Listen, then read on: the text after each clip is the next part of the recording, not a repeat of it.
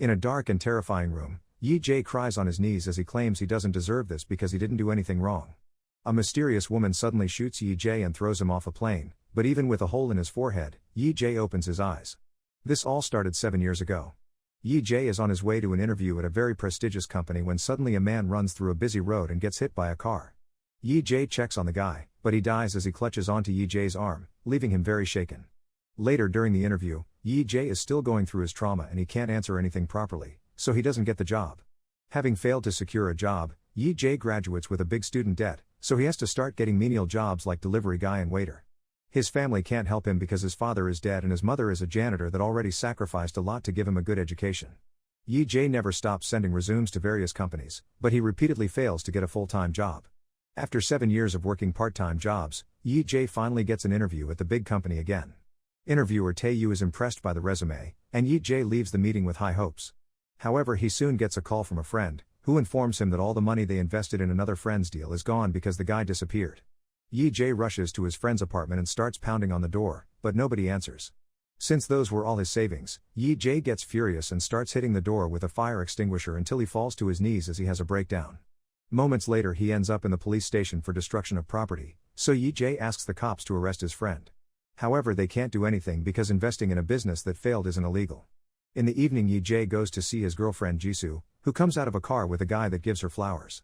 Once the man is gone, Yi-jae approaches her, who immediately smells that he's been drinking. She mentions that he hasn't been able to get much work this month and gives him an envelope, but he thinks of it as charity and realizes he's been nothing but a burden. Thinking their relationship won't go anywhere, Yi-jae breaks up with her. Moments later Yi-jae goes to his apartment, only to discover that the landlord has kicked him out and he's keeping the deposit to make up for overdue rent. All of Yi-jae's things have been left outside under the rain, so he has to move as much stuff as possible to protect it. Sadly, there isn't much room, and when morning comes, he's lost many of his things. After spending the night sleeping on the ground, Yi-jae gets a message from the company saying he failed his interview. After having another breakdown, Yi-jae decides he's had enough and self-deletes in the middle of the city, ignoring the call from his mother. Darkness takes over for a few seconds and then Yi-jae discovers he's in a private plane. When he looks at his reflection, he freaks out because his face has changed, and at that moment he notices the mysterious lady sitting nearby. She has his goodbye letter in her hands, but she magically burns it before taking off her shades, revealing bright red eyes. Suddenly Yi-jae is transported to the terrifying room with a tall tower in the middle of a red sea and demons trying to climb up. The lady reveals she's Death and she's brought him here to punish him because he made a mockery of her. She grabs him by the neck and throws him off the edge, so the monsters try to grab him as he falls. There are lots of creatures waiting for him in the water, but when he crashes, he wakes up in the plane with the other face again. Death is there too and explains that she'll make Yi-jae die 12 more times as a punishment. His soul will enter the bodies of 12 people facing imminent death, and he'll die regardless of where he ends up. However, if he manages to evade a death, he'll be allowed to keep that life. Yi-jae doesn't care about those deaths because he wants to end it all, but after Death disappears, the plane enters a raging storm. Unconsciously panicking, Yi-jae puts on the life jacket and fastens his seat belt while the flight attendant comes to tell him that it's just some turbulence. After a few minutes of shaking, the plane stabilizes and the attendant lets Yi-jae alone. Still confused, Yi-jae starts looking around and realizes he's in the body of a very rich person. Suddenly a glowing pebble enters his mind, informing him of the details of the person he's possessing. This guy is the CEO of the important company Yi-jae applied to, and he's been rich his whole life. Tae-yu is his older brother and they competed since they were kids over everything, including who would lead the company. All his hard work allowed him to win his father's approval and eventually he was chosen to become the new CEO. Yi-jae is very pleased by this lifestyle and decides he wants to keep it, but at that moment an engine blows up. The plane starts going down at great speed and Yi-jae has to dodge all the sliding furniture before going back to his seat to fasten the seat belt. The pilot tries to control the plane to no avail and the fire spreads, creating a hole in the side of the plane that sucks out the pilot and the flight attendant. Yi-jae can only watch as an explosion makes the whole plane catch on fire and he's soon burned to death. Afterward Yi-jae wakes up in the dark room, which is now a barren area with a creepy glowing door and a desk for Death. On this desk, a clock counts down the lives Yi-jae has left. While Death puts a bunch of bullets in her gun, she explains a few things. The souls from those bodies are already dead, so Yi-jae isn't stealing their lives, he's just giving the bodies a second chance. If he fails to survive in all of them, he'll go to hell, and Death decides to give him a preview. She grabs Yi-jae and takes him behind the door, where he sees indescribable horrors. When Death takes him out, Yi-jae has his breakdown, returning to the beginning. He doesn't understand what he did to deserve hell, so Death says he's guilty of finding her before she could find him. She also reveals that depending on his actions, if he survives in one of the 12 bodies, he may avoid going to hell. Yi Jae decides he'll try to survive after all, and death shoots him to send him into the second life. He finds himself falling from a plane in a new body wearing a sports jumpsuit but without a parachute. As he panics, he sees 3 other men jumping with him and carrying cameras. A man catches him to help him, and at that moment, the glowing pebble enters his mind. This body belongs to an adrenaline junkier who loves extreme sports and has done lots of crazy challenges, earning him 4 Guinness World Records. Today he's doing a challenge that consists of diving without a parachute from 1,000 miles above ground to land on a safety net. The event is being transmitted on national TV, and if he pulls it off, his sponsor will give him $3 billion in cash. The memory of the sponsor shows a guy playing with a lighter. The idea of such money makes Yi Jae want to complete the challenge, so he pushes the helper away and begins falling at great speed. The body lost the original soul but kept the abilities, so Yi Jae is feeling confident and even excited. When he finally reaches his destination, he misses the net and lands on the ground, instantly dying. Yi Jae appears in the dark room again, saying it's not fair to be considered a sinner because he didn't hurt anyone when he self-deleted. Death calls him selfish because he can't tell he did hurt people and shoots him to send him into the third life. Soon he wakes up in the body of a teenager at a school and notices a classmate laughing at the video of the death of the parachute guy. This tells Yi Jae that all these lives belong to the same reality. He considers hitting him for it, but at that moment the glowing pebble reaches his mind. This teenager lost his father at the age of 5 and was raised by a single mother, who works hard to pay for his needs. The boy wanted to make her proud, but he hated coming to school because Jinsang and his friends kept harassing him with violence, robbery, or stupid pranks like throwing milk on him while recording him. However, he never told his mother this not to worry her. Eventually the boy felt like school became hell and his tormentors were demons, so he decided to self-delete. Yi Jae realizes that to survive he only has to choose not to self-delete. At that moment Jinsang approaches him and reminds him to bring him milk before hitting him. Yi Jae refuses to be a victim and chases after him to knock him down with a chair. One of Jingsan's friends tries to stop him, but Yi Jae quickly subdues him before pushing Jingsan against the window, asking him to apologize. Suddenly someone knocks Yi Jae down. It's Tae-sok, a very strong teen who immediately overpowers him and beats him down. Then he and his friend hold Yi Jae down so that Jinsang can punch him too while the classmates watch in fear. At that moment the teacher arrives so everyone goes to their place, but after class, Jingsan and his gang catch Yi Jae to beat him up again. Eventually even Tae-sok thinks it's too much and asks Jingsan to stop, but he doesn't care and keeps going. However, he finally stops when he sees the girl he likes watching them. Afterward Yi Jae goes to the boys' home and is shaken to see the photos and notes of the guy's mother, making him remember his own. His mom would leave dinner for him and go to work, which tired her a lot, so sometimes Yi Jae would join her to help her out in return. When the boy's mother comes home too, she notices her son has better manners, and Yi Jae almost cries as he remembers his own mother again.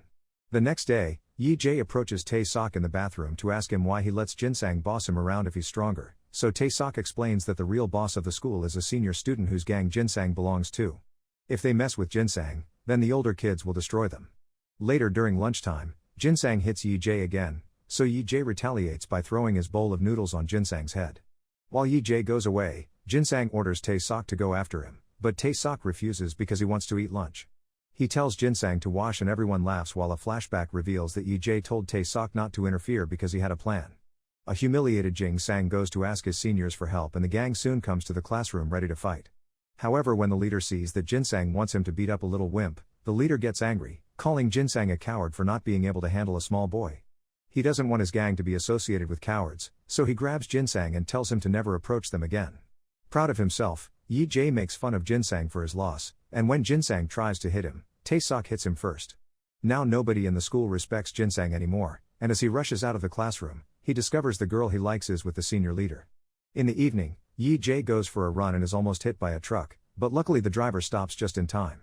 Distracted by this, Yi Jae doesn't hear Jinsang approaching him from behind to hit him with a brick to make him fall, then he proceeds to beat him up to death. Yi Jae reappears in the dark room and yells at Death, causing her to throw him against the wall before stepping on his face and shooting him again. For his fourth life, Yi Jae wakes up in the body of a hostage under interrogation. A group of dangerous men throw water on his face and ask him where he hid the girl and the money. When he doesn't answer, they threaten to stab his eye, so he announces he'll talk. However, the memories aren't back yet, so when he asks for a moment, the men threaten him with a hammer. Luckily, the glowing pebble finally shows up and Yi Jae learns this body belongs to a criminal organization with clients all over the world. They work as fixers, meaning they'll solve a client's problem through any means necessary, which may include murder. One day he fell in love with his boss's girlfriend, and when she mentioned wanting to escape from this life full of crime and abuse, he offered to run away together. He stole 10 billion from his boss and hid them in a safe place, but on his way to meet with the lady, he was captured by his co-workers. Realizing that he has this guy's amazing abilities, Yi Jae starts fighting everyone, using the chair as a weapon until it breaks. When he dodges an incoming knife, he causes a man to stab his partner, but after the initial shock he keeps on fighting. There are weapons and tools on the wall, so he turns off the main light and grabs a flashlight to fight with an advantage. A fierce battle in the darkness ensues and one by one, Yi Jae kills every single agent. Afterward Yi Jae thinks that with this guy's abilities he could survive anything, so he should retrieve the money and run away. He retrieves his phone and steals a bike to escape, discovering that all this has been happening in the back of a truck. As Yi Jae speeds through the city, his boss learns his men failed and tracks Yi Jae's location through his cell phone. That location is then sent to all the hunters in the area, promising a juicy reward if they catch Yi Jae. Soon a chase begins through the city bridge and the agents open fire on Yi Jae, who dodges everything and hides behind a truck. Once he manages to appear behind the agents' cars, he uses the bike to disarm a guy, then he starts driving like crazy. The other hunter misses his shots and hits cars instead, causing lots of crashes. The truck that captured him also shows up and tries to block the bridge, but the cars crash against it and cause an explosion that Yi Jae simply jumps over. After leaving the bridge, a bunch of bikes and a police car start chasing him too. When he's about to reach a dangerous avenue, Yi Jae speeds up and causes a bunch of vehicles to crash, blocking the way for the cop and a few bikes. There are still a few bikers following him and more enemy cars blocking the streets, so Yi Jae enters a mall and speeds up until he's in the center surrounded by enemies. At that moment he notices an elevator, so he goes inside and closes the door right before another bike could hit him. When he reaches the roof, he makes a big jump and lands in a party pool, where his phone stops working. Now the enemy can't track him anymore. Then Yi Jae goes to meet with the woman at the pier. She immediately hugs him and Yi Jae senses how much the guy loved her. Yi Jae tells her where the money is so they can head there, only to be suddenly shot by her, revealing this was her plan all along. Once again Yi Jae wakes up in the dark room, finding Death laughing at him. However he isn't bothered because he didn't give the woman the exact location of the money, so he plans to retrieve it during his next life. When Death shoots him, Yi Jae's fifth life starts in juvie. He's in a tiny cell and he can't help freaking out, but luckily a guard comes over to take him to his real cell. On their way there, the other prisoners throw a ball against the fencing as a threat, even looking at him creepily. In the cell, he discovers he's got cellmates and learns that he'll be released in 4 days. He's also told that a psychopathic killer is staying in the cell with them, and Yi Jae notices all the creepy art and books about psychopathic analysis on the shelves. At that moment the psychopathic murderer is brought back and Yi Jae is shocked to see it's Jinsang. Remembering his previous death, Yi Jae begins beating him up, but the other prisoners immediately pull him away. At that moment the glowing pebble finally comes to his mind and Yi Jae learns this body belongs to an MMA fighter. The guy's family was in some trouble with a gang and needed money quickly, so he accepted a deal. He took the fall for a hit and run and would get rewarded with 200 million after the trial. Since he was 18 he was still a minor in Korea, so the plan was to quickly be released on probation. While making the deal with the lawyer, a man watched them from the shadows while playing with a lighter. The guy turned himself in with a fake confession, but sadly during the trial, the woman who was hit died, so the judge sentenced him to 2 years of imprisonment for manslaughter. Later when the lawyer visited him in prison, the guy asked for 2 billion to keep quiet or he would tell the police everything. Another memory shows Yi Jae the arrival of Jinsang and how he said a bunch of creepy but dumb things as if he was pretending to be a psychopath to scare the others and be in control. Back in the present, Yi Jae starts laughing as he realizes Jinsang isn't a psychopath, he's here because he killed the high school boy. Yi Jae begins slapping Jinsang as he calls him out in front of the others, telling them the truth. Jinsang is too afraid to deny it and the rest of the cellmates beat him up for revenge. When they get time out in the backyard, other prisoners start bothering Jinsang too, which Yi Jae finds very satisfying. Later the group has carpentry lessons and a prisoner shoots the blade from his saw at Yi Jae, who dodges just in time. The blade ends up bouncing on the wall and killing another guy instead. Yi Jae yells for help and after the guards take the injured man away, all the other prisoners grab some tools while telling Yi Jae that the lawyer wants him dead. Ji Young immediately rushes out in fear before a fight ensues, and Yi Jae gets to enjoy the body's amazing MMA fighting skills. With quick and precise strikes, he fights all the prisoners at the same time, knocking them down one by one with a combination of punching, kicking, and using any object in the room. At that moment Ji Young comes back with a crowbar and Yi Jae realizes he wanted to help, so he decides to befriend him. That night, Yi Jae finds Jinsang in the washroom sharpening a tool to kill him. After punching him, Yi Jae considers killing him first, but that would get him more jail time. Instead he decides to traumatize Jinsang by saying he sees the ghost of the dead schoolboy, sharing details of his previous life that only he would know. When he says the ghost will haunt him forever, Jinsang ends up wetting his pants in fear. Eventually the day of Yi Jae's release finally arrives and before leaving, he gives Jinsang some milk, saying it was sent by the ghost. Outside the lawyer is waiting for him with the money but Yi Jae turns it down, telling him he wants to live a clean life from now on. Sometime later, He makes it to the pier and finds the money he hid in the other life, unaware someone is following him. Now he's ready to start a new life, so he rents a room and takes a nap. He wakes up when he feels his mother touching his face, but it turns out to be just a dream. At that moment his phone rings with a call from the mom of this body, so a crying Yi-jae accepts to visit her soon. Later at the station, Yi-jae separates the money into 2 bags and puts one away in a locker, which will be confiscated if he doesn't return after 4 days. When he arrives at his hometown, Yi-jae gets attacked from behind and stabbed by an old man who turns out to be the father of the victim of the hit and run. He had been furious that the killer could get away with just 2 years because of his age, so he came looking for revenge. Yi-jae apologizes and tells him he didn't do it, but at that moment they hear footsteps and the man runs away. Suddenly Ji-young shows up and runs to help him, only to suddenly take out a knife too. The day of the fight, he'd actually gone out to look for a weapon to kill Yi-jae for the lawyer's reward, but when he came back it was already over, so he pretended to be a nice guy. Yi-jae tries to buy him off, but Ji-young doesn't believe he has money and proceeds to stab him multiple times. Soon Yi-jae dies while the phone rings with a call from the mom. Once again, Yi-jae wakes up in the dark room and only exchanges a few words with death before he gets shot again. To his horror, he discovers his 6th life begins as a baby.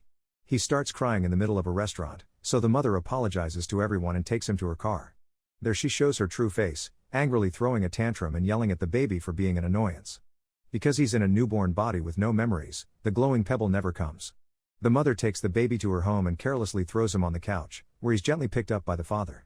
Yi-jae thinks the man may be nicer, but soon he shows his true face too. He brings over expired food and when Yi-jae refuses to eat it, he starts yelling and insulting him too. At that moment a cop arrives with a social worker, who has received a report about a potential case of abuse. They come inside and try to check on the baby's body, but the father interrupts them to show them his business card, proving he's also a social worker for child welfare. The duo apologizes for the misunderstanding and leaves, so now the mother is furious and drops the baby on the floor to then kill him with a pillow. When he appears in the dark room, Death explains that sometimes not even babies get a chance, so Yi-jae shouldn't take life for granted, then she shoots him. Yi-jae's 7th life starts outside the train station, and using the phone in his pocket he notices his locker is about to expire. He rushes into the station as he bumps into a bunch of people and makes it to the lockers right before the employees open them. After retrieving his money, Yi-jae sees his reflection and discovers his new face is in advertisements around the station. The glowing pebble reaches his mind and he learns he's in the body of a model who was popular since high school. A modeling career came easy thanks to his looks and now he has lots of money because of it. Excited, Yi-jae goes to his new house and discovers it's incredibly fancy, so he's eager to keep this life. He also finds a newspaper and learns that the baby's parents were caught for the murder. The death of the MMA fighter and the traffic accidents from the bike chase are also in the news, but nobody knows what caused them. Then he gets a call from a friend inviting him to a VIP party, and Yi-jae decides to join. He drinks a lot because that's what he's used to, but the model's body is lightweight and he ends up drunker than planned. During the party, he's surprised to see Tae-yu, who is now CEO thanks to his brother's death. The next morning, Yi-jae oversleeps because of his hangover, so the brother he has in this life has to come to wake him up. The guy is going to the USA for a week and the model had promised to take care of his cafe, so now Yi-jae has a new job to do. During his first work day, Yi-jae already considers closing the cafe after his brother leaves. However, he gets a big shock when sees Jisoo come inside. Staring in awe, Yi-jae remembers all the special moments together and the day they met, which happened when the wind blew away Jisoo's papers and Yi-jae found them. Yi-jae is very nervous when he gives Jisoo her order to the point his hands are shaking. His brother explains she comes every day to work and stays until closing time, also that she's a published author. Curious, Yi-jae searches her name on the internet and discovers she won a writing contest and got a publishing deal. When she received her prize, she thanked her boyfriend for always believing in her. The envelope she tried to show him that day hadn't been pity money, it was her prize. Feeling guilty, Yi-jae rushes to the bookshop to buy Jisoo's book because he remembers her saying she put her personal experiences in her stories. As he reads the novel, he discovers many of the story beats match their moments together, like the day he was jealous of her coworker and they told "I love you" to each other. As he cries, Yi-jae also sees that the bookshop sells the fancy pen that he promised he would gift her one day. He did buy the pen in secret and engraved her name on it, but it got lost when he was moving all his things under the rain. Later at the cafe, the guy that he saw the other day with the flowers arrives with a woman and a little girl that calls Jisoo auntie. Feeling like an idiot, Yi-jae realizes this is Jisoo's bother, and decides to keep the cafe open the whole week just for her. The next day, Yi-jae takes Jisoo's order with less anxiety and gives her some cake on the house, saying he's a fan of his book. He also pretends he has an idea for a story, telling him about Lady Death and all the lives he's been going through as if it was happening to the character. Then Yi-jae asks her to sign her book and is shocked to see she has the engraved pen. It turns out his mother picked up all his things after his death and gave Jisoo the pen after the funeral. During the next few days, Jisoo keeps going to the cafe and Yi-jae sits down with her to chat for a while. One evening, Jisoo wonders why the protagonist of the story hasn't visited his mother yet, and Yi-jae says it would be too painful. Soon after she leaves, Yi-jae sees police cars pass by and hears from a client that a regular customer was caught in an accident. Assuming the worst, Yi-jae runs down the street and screams when he sees the blood on the street, so the cops have to hold him back. At that moment Yi-jae sees Jisoo among the crowd and calms down. Jisoo approaches him to thank him for caring so much and shares that she felt the same when she got a call about her boyfriend's death to the point she had a breakdown in the hospital's reception. The next day, Jisoo visits Yi-jae's resting place and cries as she says she misses him, which is seen from afar by Yi-jae. After she leaves, Yi-jae dares to approach his own memorial, only to suddenly bump into his mother. Pretending he's here for another person, Yi-jae leaves the room, not daring to talk to her. He watches from afar and sees her clean the memorial before running to the restroom to cry her heart out. Not being able to take it, Yi-jae runs outside and has a breakdown. Later Yi-jae writes a letter to his mother pretending to be a friend, saying that Yi-jae left her some money after his death. He goes to his old house and leaves the letter with the bag of money from his other life, running away fast after seeing his old pictures. On the street, a sign suddenly falls from its hinges and falls on Yi-jae, instantly killing him, but it turns out to be just a dream. The next day after another afternoon of chatting with Jisoo, Yi-jae offers to walk her home, remembering the times they used to walk hand in hand. Overwhelmed by emotions, Yi-jae finally confesses the whole truth to her as some flashbacks show how Jisoo's office co-workers would make fun of her for dating a waiter. However, Jisoo would introduce Yi-jae proudly to them, not letting them insult their relationship. Yi-jae apologizes to Jisoo for leaving her, but before she can react, they're suddenly hit by a fancy car. Jisoo dies instantly, but Yi-jae is still alive and sees the face of the driver. It's Tae-yu. Yi-jae realizes he's the guy with the lighter and he's been connected to every life he's gone through. The lawyer is also in the car but he runs away when he sees the bodies, and when Tae-yu sees Yi-jae is still alive, he puts on gloves to finish him off. Soon Yi-jae wakes up in the dark room, and he's so furious that he rushes to take Death's gun and shoots her in the head.